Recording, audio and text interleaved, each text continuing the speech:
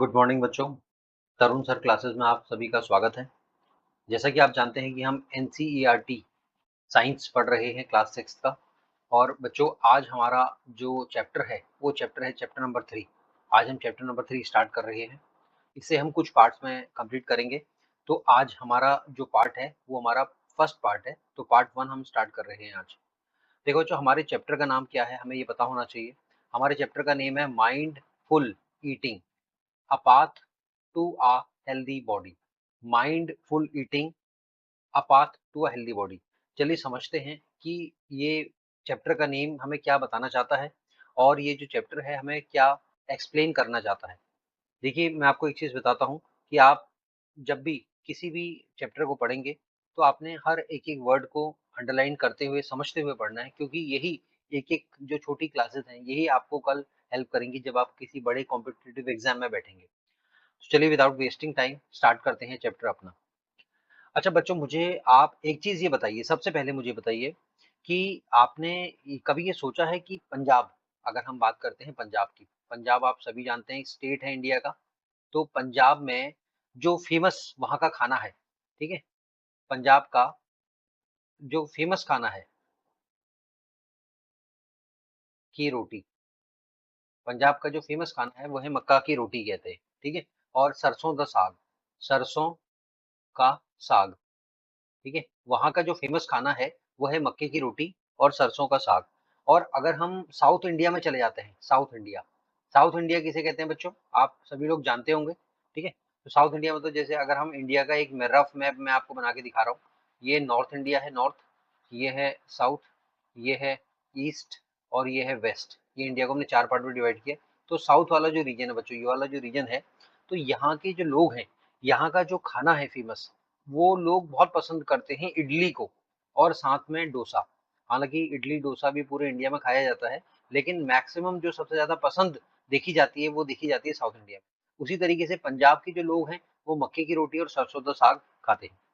तो क्या खाना जो हम लेते हैं, वो केवल टेस्ट के लिए हम लोग खाते हैं? जो हम खाना खा रहे हैं, ठीक है? वो केवल क्या टेस्ट के लिए ही है, या हमारा जो बॉडी है, हमारी जो बॉडी है, हमारी बॉडी को चलाने के लिए, हमारी बॉडी को एक्टिव रखने के लिए, क्या ये फ्यूल है? जैसे आप जानते हैं गाड़ी चलाने के लिए डीज़ल और पेट्रोल डालना पड़ता है, ठीक है? या आजकल इलेक्ट्रिक व्हीकल आ गए हैं, तो उसमें हमने उनको चार्ज करना पड़ता है।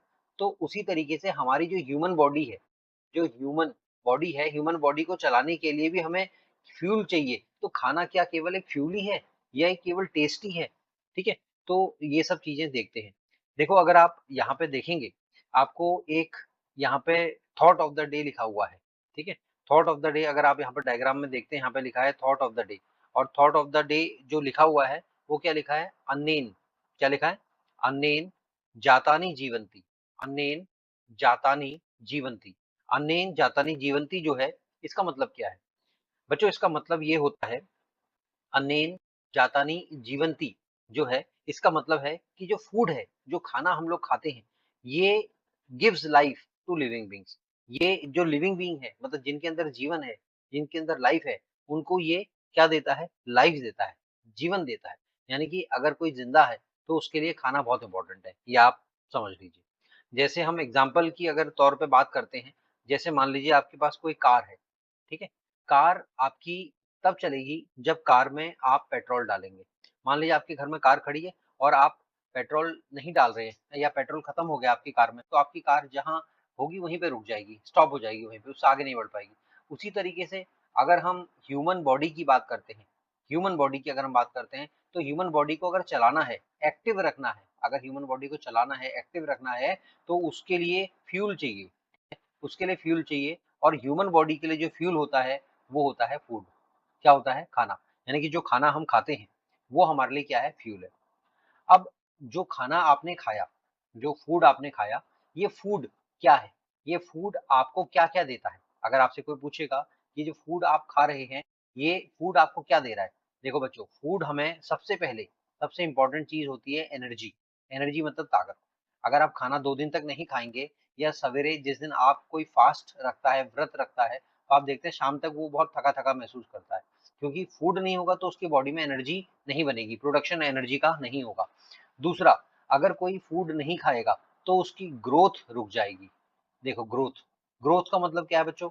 उसकी लंबाई, ठीक है? और उसका जो ब्रेन है, ब्रेन का डेवलपमेंट, ठीक है? उसकी जो मसल्स है, मसल्स का डेवलपमेंट, उसकी बॉडी में जो टिश्यूज है उसका डेवलपमेंट। तो कुल मिला के हम ये कह सकते हैं कि अगर खाना नहीं मिलेगा तो हमारी बॉडी में एनर्जी नहीं मिले होगी हमारे पास, और अगर खाना नहीं मिलेगा तो हमारी ग्रोथ भी नहीं होगी। तीसरा, खाने से हमें क्या फायदा होता है बच्चों? खाने से हमें फायदा ये होता है कि हमारी बॉडी में रिपेयर होता है, repair of body, repair of body. देखो हमारी जो बॉडी है, ह्यूमन जो बॉडी है, ह्यूमन बॉडी बहुत सारे छोटे छोटे सेल्स से बनी हुई है। ह्यूमन जो बॉडी है, हमारी जो बॉडी है, हमारी बॉडी बहुत सारे छोटे छोटे सेल्स से बनी हुई है। और ये सेल्स क्या होते हैं? डेली ये सेल टूटते रहते हैं, ठीक है? ये सेल टूटते रहते हैं, मतलब कुछ सेल मर जाते हैं और कुछ नए सेल हमारी बॉडी में बनते रहते हैं।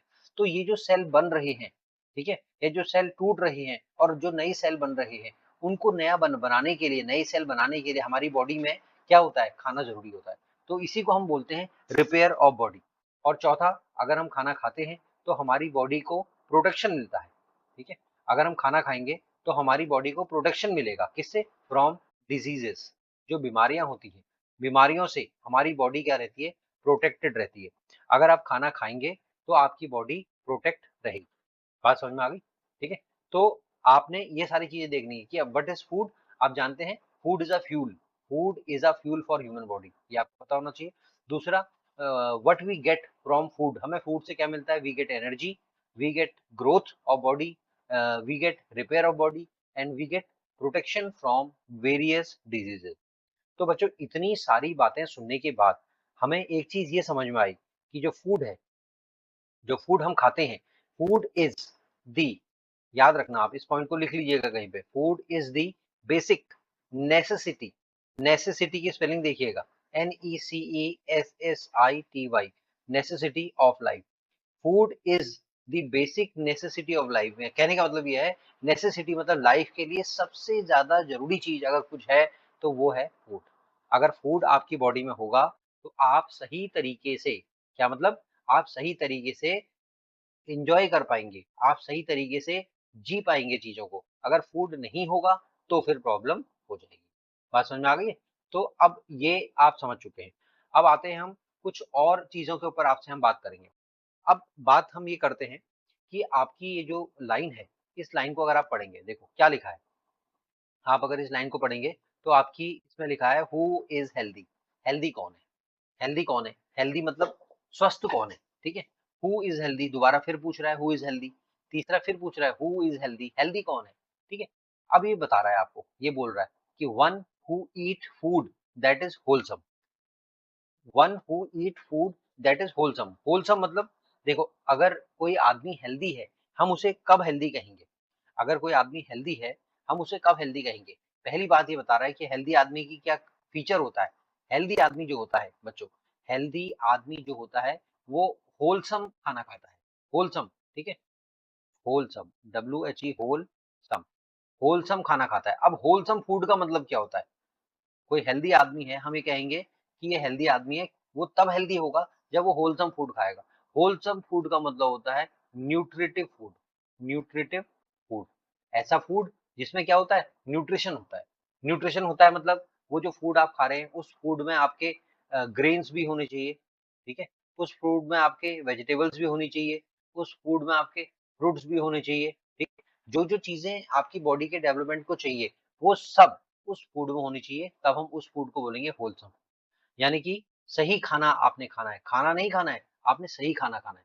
दूसरा, ये लिखा है in moderate quantities. Moderate quantities मतलब सही मात्रा में आपने खाना खाना है। ऐसा नहीं है कि आपको खाने में बर्गर, आपको चाउमीन, आपको रोटी, आपको दाल मिल रही है, आपने चार चीजों में से केवल चाउमीन लिया और चाउमीन से पूरा पेट भर लिया, तो आपने एक तो खाना सही नहीं खाया, ठीक है? एक तो आपने होलसम फूड नहीं खाया, ठीक है? और दूसरा, आपने जो खाना खाया वो बहुत ज्यादा खा लिया, ठीक है? मॉडरेट क्वांटिटी का मतलब आपने बिल्कुल सही मात्रा में खाना खाना है, जितना आपके पेट में जा सके। ऐसा नहीं कि आप खाई जा रहे हैं, खाई जा रहे हैं, ये सब नहीं होना चाहिए। और तीसरा क्या है? And appropriate for the season, time and place. और ऐसा आपने खाना खाना है। तीसरा तीसरा जो पॉइंट है वो ये है कि अप्रोप्रिएट फूड आपने लेना है। अप्रोप्रिएट, एप्रोप्रिएट फूड आपने खाना है, इसका मतलब ये है कि आपने ऐसा खाना खाना है जो कि मौसम के अनुसार है, मौसम के अनुसार है। जैसे मैं आपको बताता हूँ, अगर समर्स होंगे, समर का टाइम होगा, तो समर में आप क्या खाना खाएँगे? समर में आप देखो छाछ होती है, ठीक है? छाछ आप ले सकते हैं, ठीक है? दही की छाछ जो होती है, छाछ आप पीते हैं समर में, गर्मियों के दिन में। फ्रूट्स आप खा सकते हैं, ठीक है? आप जो नारियल पानी होता है, कोकोनट वाटर होता है, वो आप ले सकते हैं गर्मियों के दिनों में। तो ये सब चीज़ें आपको फ़ायदा करेंगी, क्योंकि देखो छाछ क्या होता है, पानी होता है, फ्रूट्स के अंदर भी पानी होता है, कोकोनट वाटर में पानी होता है, और गर्मियों में क्या होता है, गर्मियों में गर्मी की वजह से आपकी बॉडी में पानी की कमी हो जाती है। तो अगर आप ऐसा खाना लेंगे तो आपको फ़ायदा करेगा गर्मी में, ठीक है? और अगर हम बात करते हैं विंटर की, सर्दियों की अगर हम बात करते हैं, तो सर्दियों में क्या हो जाता है, देखो सर्दियों में क्या हो जाता है, सर्दियों में ठंडा होता है, बॉडी को बाहर से ठंड लगती है, तो आपने ऐसी चीजें खानी है जो कि आपकी बॉडी को थोड़ा गर्मी दे। जैसे कि गुड़, गुड़ आपने सुना होगा, गुड़ आप खाते हैं, गुड़ गर्म होता है। दूसरा तिल, तिल एक चीज होती है, आप अपने घर में बड़े लोगों से पूछना तिल क्या होते हैं, तो तिल आपको बताएंगे, ठीक है? और तीसरा क्या होता है, बाजरा, बाजरा एक ग्रेन है, जैसे गेहूं है, वो जैसे मक्का है, उसी तरीके से बाजरा भी एक ग्रेन है, तो बाजरा, ये सब चीजें हमें खानी पड़ती है, ठीक है? कब, जाड़ों में। तो आपने खाना, सही खाना खाना है, सही मात्रा में खाना खाना है, और मौसम के अनुसार खाना खाना है। गर्मियों का खाना जो होगा वो गर्मियों में खाना है, जाड़ों का खाना जाड़ों में खाना है, और खाने का सही टाइम होना चाहिए बच्चा, ठीक है? खाने खाने का सही टाइम होना चाहिए। तो ये सारी जो चीजें हैं ना, यही बताती हैं कि आप माइंडफुल ईटिंग कर रहे हैं या नहीं कर रहे। ये जो लिखा है ना यहाँ पे, माइंडफुल ईटिंग, माइंडफुल ईटिंग का मतलब यही है कि आपने सही खाना खाना है, सही क्वांटिटी में खाना खाना है, और मौसम के अनुसार खाना खाना है, और सही टाइम पे खाना खाना है। ऐसा नहीं कि नाश्ते का खाना आप दिन में 12 बजे खा रहे हैं और जो लंच का खाना है उसको आप शाम को 4 बजे खा रहे हैं, तो यानी कि ये चीजें सही नहीं है। तो मैं समझता हूँ कि आपको ये वाला जो पेज है, इस पेज से काफी कुछ सीखने को मिला होगा। और अब हम बढ़ते हैं अपने नेक्स्ट पेज में, और नेक्स्ट पेज में देखते हैं कि नेक्स्ट पेज में हमसे कौन क्या कह रहा है। देखो, जो अगर आप ये नेक्स्ट पेज को देखते हो ना, तो नेक्स्ट पेज में एक टेबल दी गई है, टेबल 3.1।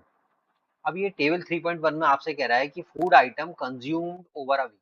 आपने क्या लिखना है, आपने लिखना है कि आपने मंडे को क्या खाया, ठीक है? आपने मंडे को, सपोज एग्जांपल हम बात करते हैं, ऑन एन एवरेज आपने दाल खाई, ठीक है? आपने रोटी खाई, ठीक है? आपने दाल रोटी खाई। ट्यूसडे के दिन आपने मान लीजिए राइस लिया, ठीक है? और राइस लिया, राइस के साथ आपने चिकन ले लिया, एग्जांपल अगर हम बात करते हैं, ठीक है? अब आप वेडनेसडे को आए, वेडनेसडे को आपने रोटी ली, आपने रोटी के साथ उस दिन आपने मशरूम की सब्जी ले ली, मशरूम, ठीक है? अब आप थर्सडे के दिन आते हैं, थर्सडे के दिन आप फिर आपने राइस ले लिया, फिर आपने राइस खा लिया, और राइस के साथ आपने उस दिन पनीर की वेजिटेबल बना ली, पनीर, ठीक है? फ्राइडे को आप आ रहे हैं, आप रोटी भी खा रहे हैं, ठीक है? आप उस दिन मिक्स्ड वेज खा रहे हैं, ठीक है?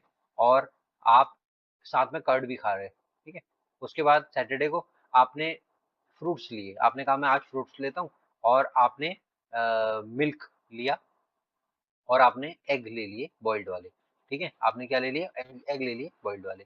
और आप फिर संडे को आपने क्या करा, फिर वही दाल रोटी वाला जो भोजन था जो आपने मंडे को लिया था, आपने फिर उसको रिपीट कर दिया। तो आप ये देख रहे हैं, देखिए क्या है, अगर आप हम बात करते हैं पूरे वीक की, देखो मंडे से लेके संडे तक का पूरा क्या हो गया, वीक हो गया ना, पूरा एक वीक है, पूरा एक हफ्ता हो गया, ठीक है? इस पूरे हफ्ते में, ठीक है, क्या हर दिन हमारा खाना सेम था? नहीं था। देखो बच्चों, दाल इस दिन अलग खाना खाया, इस दिन अलग खाया, सब दिन आपका खाना अलग अलग था। हाँ, एक आध दो आइटम मिलते हैं, लेकिन आपने देखा कि हमारा जो खाना है, ये खाना मैक्सिमम क्या था, अलग ही था। तो हम ये क्या कहेंगे, हम ये कहेंगे कि बच्चों हमारे पास जो हम खाना खाते हैं, जो फूड हम ईट करते हैं, ठीक है, तो फूड हैज डाइवर्सिटी। क्या मतलब है, फूड हैज डाइवर्सिटी। तो फूड में क्या है, डाइवर्सिटी है। डाइवर्सिटी का मतलब होता है विविधता। हिंदी में लिखना आप सीख लेना, विविधता, विविधता। विविधता का मतलब क्या है कि फूड डाइवर्सिटी है, अलग अलग तरीके का फूड आपको खाने को मिल रहा है हर दिन। That means that food has diversity. बात समझ में आ गई? अब अगर आप देखो, यही सब चीजें जो मैंने आपको बोली है ना, वो यहाँ पे लिखी हुई है, ये सब चीजें लिखी है। अब यहाँ पे एक लाइन आपकी और ये पूछ रहा है, देखो यहाँ पढ़ो आप, देखो ये कह रहा है कि do you think that such diversity in food exist in all state of our country. तो ये पूछ रहा है, जैसे इंडिया है, इंडिया में तो बहुत सारे स्टेट हैं, ठीक है? इंडिया में तो बहुत सारे स्टेट हैं, तो अब जितने स्टेट हैं, तो क्या हर स्टेट में डाइवर्सिटी देखने को मिलती है? बात समझ में आ गई? आप जानते हैं कि हर स्टेट में अलग अलग खाना हमें देखने को मिलता है। तो ये पूछ रहा है क्या ऐसा होता है? हाँ, ऐसा होता है। तो हम ये बोलेंगे states states of India has diversity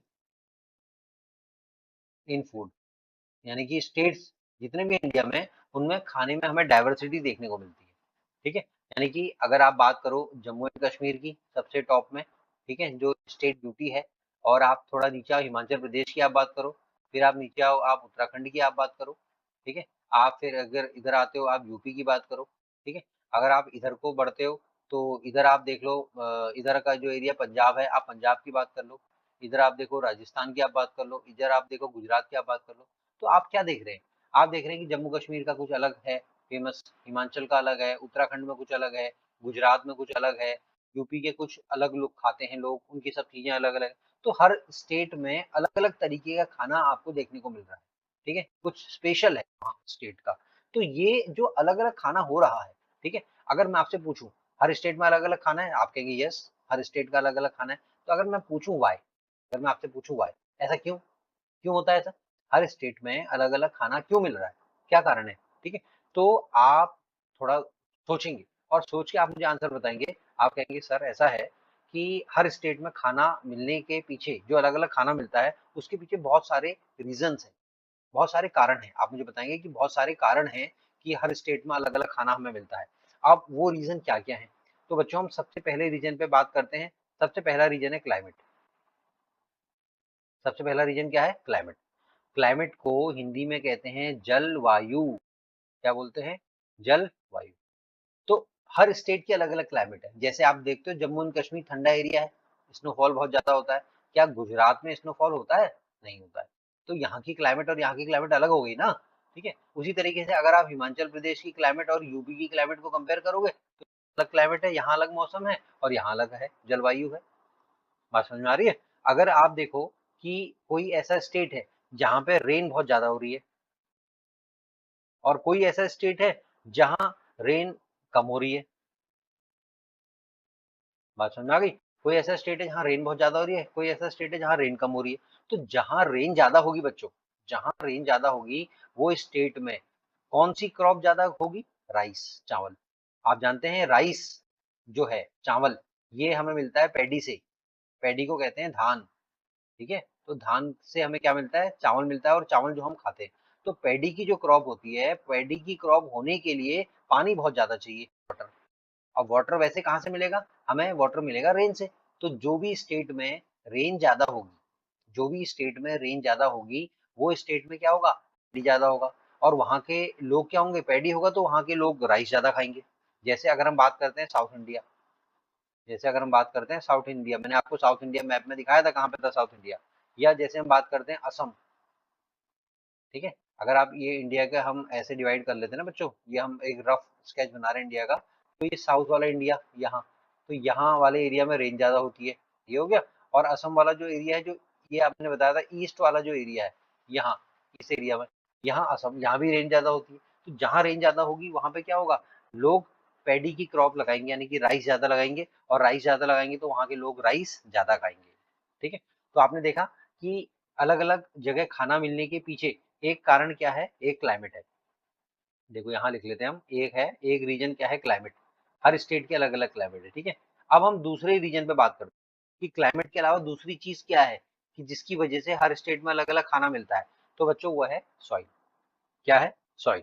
अब आप देखो, जैसे अभी आपको जब मैं पढ़ाऊंगा ना, तो आप ये देखोगे कि हर स्टेट में अलग अलग सॉइल होती है। सॉइल भी अलग अलग तरीके की होती है बच्चों। कहीं ब्लॉक ब्लैक सॉइल देखने को मिलती है, ब्लैक सॉइल, ठीक है, कहीं रेड सॉइल देखने को मिलती है, ठीक है। इस तरीके से बहुत अलग अलग तरीके की सॉइल होती है। तो हर स्टेट में सॉइल अलग अलग होती है, और हर अलग अलग सॉइल में अलग अलग तरीके की क्रॉप होती है। बात समझ में आ गई? तो हर स्टेट में अलग अलग सॉइल होती है, और हर सॉइल में अलग अलग तरीके की क्रॉप हमें देखने को मिलती है। तो हम ये कह सकते हैं कि दूसरा रीजन कि हर स्टेट में अलग अलग खाना देखने को मिल रहा है, या हर स्टेट का अलग अलग फूड होता है, इसके पीछे मेन रीजन क्या दिखा? एक क्लाइमेट, और दूसरा रीजन क्या दिखा? सॉइल। अच्छा, तीसरा, हर स्टेट में जो है खाना अलग अलग हमें मिलता है, इसके पीछे एक चीज और है, वो है वहाँ का कल्चर। हर स्टेट का कल्चर। और अगर हम बात करें ट्रेडिशन, ट्रेडिशन का मतलब होता है परंपराएं। परंपराएं, वहाँ की परंपरा बनी हुई है। हर स्टेट का कल्चर अलग अलग है, ठीक है, और वहाँ का ट्रेडिशन भी अलग अलग है। पंजाब के लोग क्या खाते हैं वो आप जानते हैं, और साउथ इंडिया के लोग क्या खाते हैं वो भी आप जानते हैं, मैंने आपको बताया है, ठीक है। तो अगर मैं बात करूँ पंजाब के लोग आपने देखा होगा ना, अगर आप पंजाब के लोगों को जानते हैं या पंजाब के बारे में आपने सुना है, तो वहाँ पे गेहूं ज्यादा होता है, ठीक है। वहाँ मेज, मक्का ज्यादा होती है। बात समझ में आ गई? तो मक्का, मक्के की रोटी खाते हैं, समझ रहे हैं? मक्के की रोटी खाते हैं पंजाब के लोग। और क्या होते हैं, मैंने आपको बताया था सरसों का साग खाते हैं। सरसों का साग, सरसों का साग मतलब सरसों की सब्जी खाते हैं, ठीक है। और दूध ज्यादा होता है, जानवर ज्यादा पालते हैं वो लोग, तो वहाँ लस्सी ज्यादा पीते हैं पंजाब के लोग। बात समझ में आ गई? तो वहाँ का कल्चर है वो।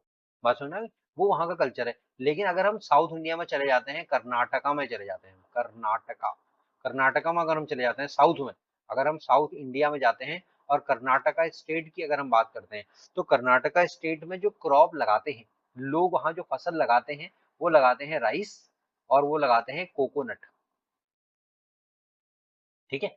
तो क्या लगाते हैं, राइस लगाते हैं, और क्या लगाते हैं, कोकोनट लगाते हैं। अब आप एक चीज बताइए, राइस अगर लोग लगाएंगे, ठीक है, राइस अगर लोग लगाएंगे, कोकोनट अगर लोग लगाएंगे, तो वो लोग खाना क्या बनाएंगे?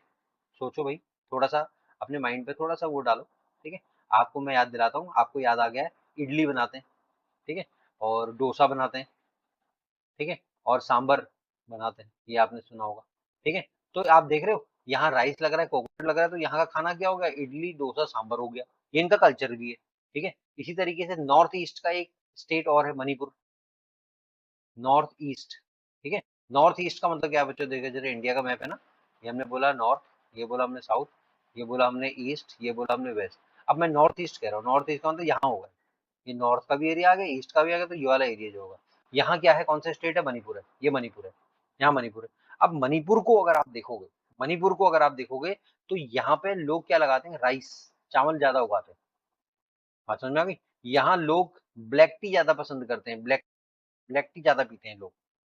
बात समझ में आ गई? ब्लैक टी यहाँ ज्यादा लोग पसंद करते हैं। तो आप देख रहे हो, हर जगह का सिस्टम अलग अलग है, ठीक है। और सिस्टम अलग के पीछे कारण क्या है, क्लाइमेट है, वहाँ की सॉइल है, और वहाँ का कल्चर या ट्रेडिशन अलग अलग। तो देखो ये सब चीजें हमने देखी है। अब हम बात करते हैं अगले, जो हमारा जो अगला पेज है, अगले पेज में हमें क्या बताया गया है। अगर हम अगले पेज में जाते हैं तो अगला पेज हमें क्या बताता है, चलो हम उसके बारे में थोड़ा सा देख लेते हैं, ठीक है।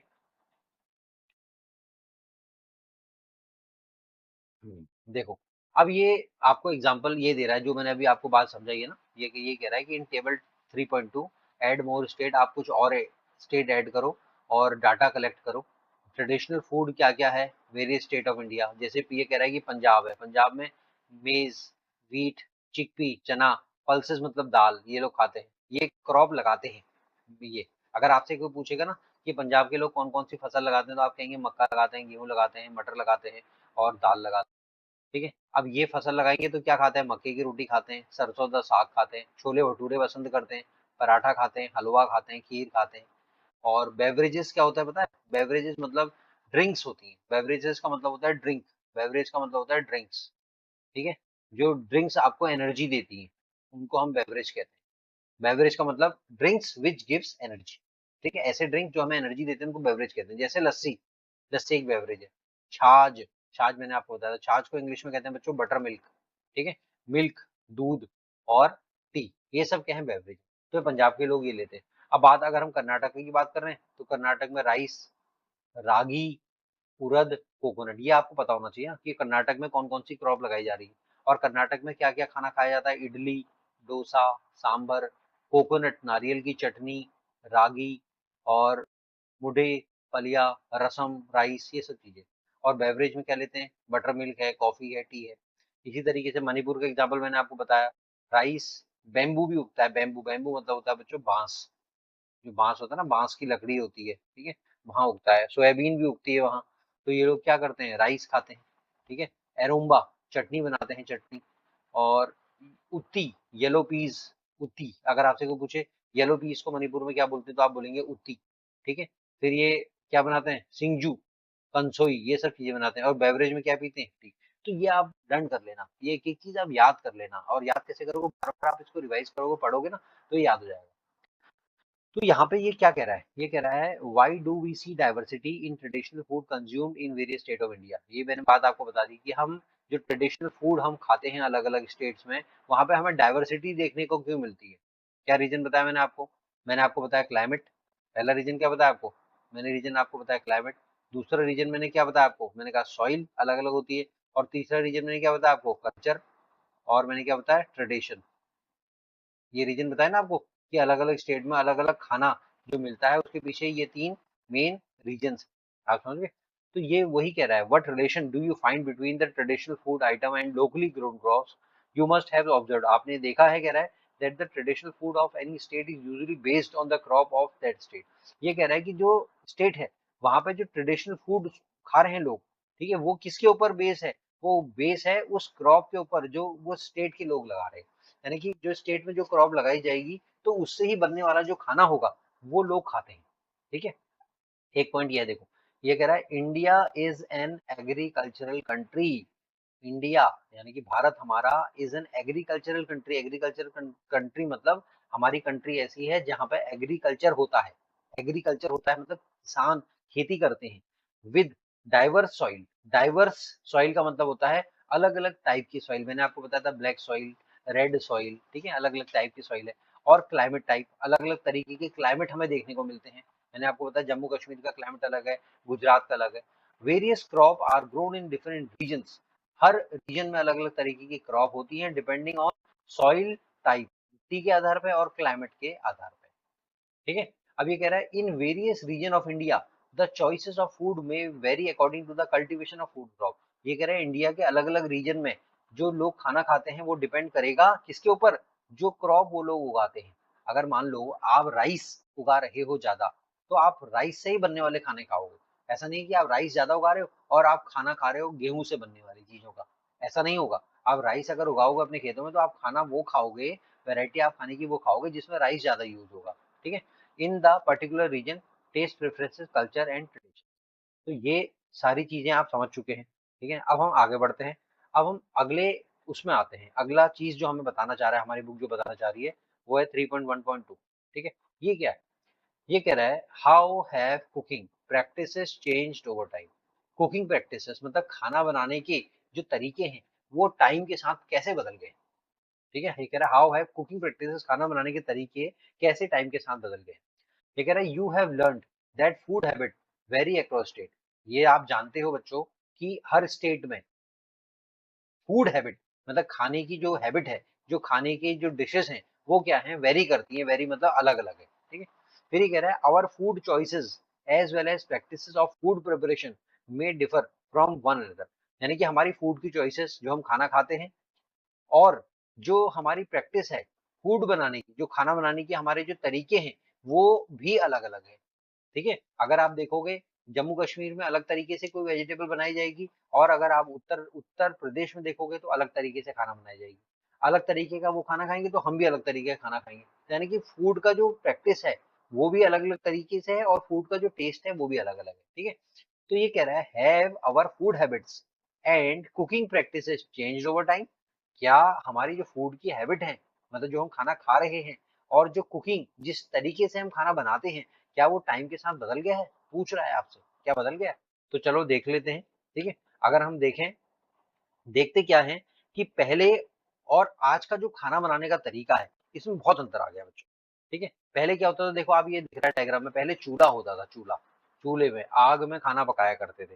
ठीक है। और पहले जैसे मान लीजिए आपके पास मसाले पीसने हैं आपने, तो ये सिलबट्टा होता था। सिलबट्टा, सिल मतलब पत्थर का एक हिस्सा होता था और उसके ऊपर छोटा सा ही एरिया होता था, पत्थर होता था जिससे आप घिसते थे, जिससे आप पीसते थे किसी चीज को, जिसको हम स्टोन ग्राइंडर कहते थे। बात समझ में आ गई। तो चूल्हा, तो चूल्हे को इन्होंने क्या कहा है, ट्रेडिशनल स्टोव भी कहा है, इसको स्टोव भी कह रहे हैं। ठीक है। लेकिन अगर आप इन दोनों चीजों को देखो तो एक तो चूल्हे में खाना बनाने में क्या होगा, टाइम ज्यादा लगेगा, टाइम ज्यादा लग रहा है। और दूसरा क्या है, अगर आप इसमें इसमें कुछ पीसोगे, मसाले को अगर आप पीसोगे तो आपको वर्क करना पड़ेगा, हार्ड वर्क करना पड़ेगा, मेहनत करनी पड़ेगी, तो आपको थकान लगेगी। बात में। लेकिन बच्चों आजकल पीसने का काम सिलबट्टे में कोई नहीं करता है। आजकल लोगों ने क्या रख दिया अपने घर में, इलेक्ट्रिक ग्राइंडर रख दिया, मिक्सी जिसे हम कहते हैं ना, मिक्सी। मिक्सी में सब कुछ होता है। तो उसमें ग्राइंडर भी एक पार्ट होता है। तो लोगों ने क्या कर रखा है, मसाले पीसने के लिए या कोई भी चीज पीसने के लिए ग्राइंडर अपने घर में रख लिया है। और पहले से चूल्हा जो था, चूल्हे में बहुत टाइम लग रहा था, तो अब क्या हो गई, गैस आ गई है। तो ये मॉडर्न गैस स्टोव है। बात समझ में आ रही है? तो आप देख रहे हो टाइम के साथ क्या हो रहा है, चीजें बदल भी जा रही है। जो पहले हम यूज करते थे अब हम वो यूज नहीं कर रहे हैं, क्योंकि वो टाइम भी ज्यादा ले रहा है और क्या हो रहा है, और हमारे पास हमें एनर्जी भी ज्यादा लगानी पड़ रही है। तो हुआ क्या, ये सब कैसे हुआ? ये सब हुआ बच्चों टेक्नोलॉजी, टेक्नोलॉजी टेक्नोलॉजी के डेवलपमेंट के कारण। अगर आपसे कोई पूछेंगे ये ऐसा क्यों हुआ, तो आप कहोगे यार टेक्नोलॉजी इंप्रूव कर गई है। ठीक है। आप ये कहोगे कि ट्रांसपोर्टेशन ट्रांसपोर्टेशन बेटर हो गया है। ट्रांसपोर्टेशन का मतलब क्या होता है बच्चों? ट्रांसपोर्टेशन का मतलब होता है सामान को एक जगह से दूसरी जगह ले जाने का प्रोसेस जो है, इसको हम कहते हैं ट्रांसपोर्टेशन। तो पहले ट्रांसपोर्टेशन थोड़ा टफ था और अब ट्रांसपोर्टेशन थोड़ा इजी हो गया है। और तीसरा कम्युनिकेशन, कम्युनिकेशन का मतलब होता है बातचीत। कम्युनिकेशन क्या हो गया है, बेटर हो गया है। पहले से कम्युनिकेशन क्या हो गया है, बेटर। तो ये जो चेंज आया, स्टोव से हम सीधे पहुंच गए गैस में और सिलबट्टे से हम सीधे पहुंच गए ग्राइंडर में, ये आया टेक्नोलॉजी डेवलपमेंट की वजह से। ये चेंज आया ट्रांसपोर्टेशन बेटर होने की वजह से। और ये चेंज आया कम्युनिकेशन मतलब बातचीत बढ़िया होने की वजह से। ठीक है। तो ये समझ में आया आपके? ये समझ में आया जितना चीजें आपको अभी तक बताई गई हैं, क्या ये आपके समझ में आई हैं? अगर आपके समझ में आई है तो बहुत अच्छी बात है बच्चों। ठीक है।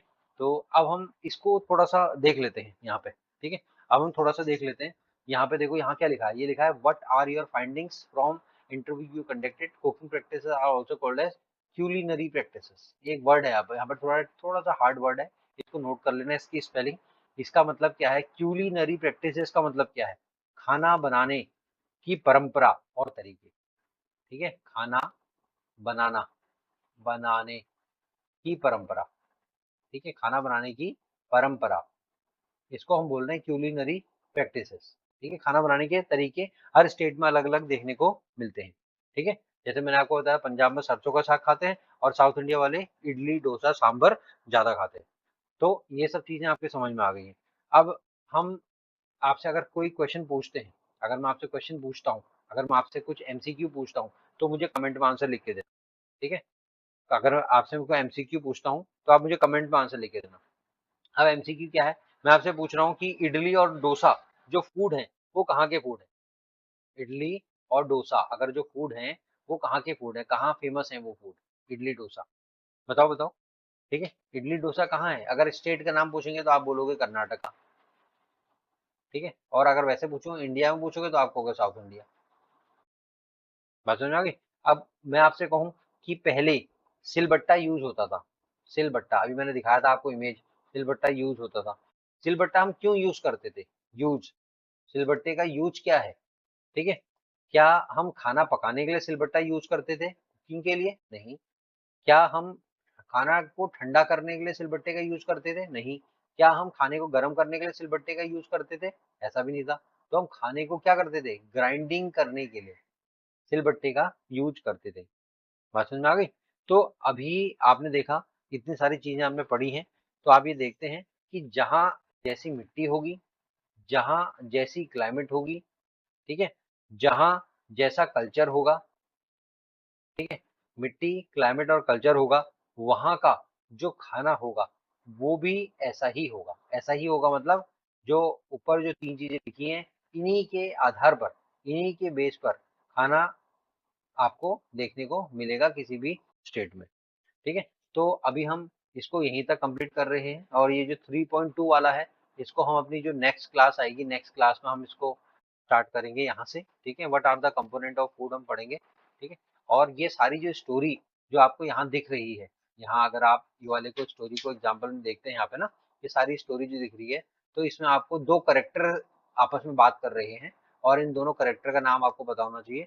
एक का नाम है बच्चों देखो यहाँ मेदू, एक का नाम है मेदू और एक लड़की है जिसका नाम क्या है, मिष्टी।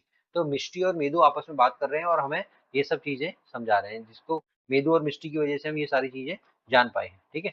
तो यहाँ अगर हम देखते हैं, आगे हम बढ़ते हैं धीरे धीरे करके, तो हम देखते हैं लास्ट में हमारा इसके साथ आज का जो क्लास है इसको हम यहीं पर वाइंड अप कर लेते हैं। और अगर आपको इन्फॉर्मेशन अगर अच्छी लगी है तो लाइक करें, सब्सक्राइब नहीं किया सब्सक्राइब कर लीजिएगा और इसको शेयर जरूर कर लीजिएगा। चलिए मिलते हैं नेक्स्ट नेक्स्ट क्लास में और इसको थोड़ा आगे फॉरवर्ड करेंगे और समझेंगे, देखते हैं। ठीक है, थैंक यू।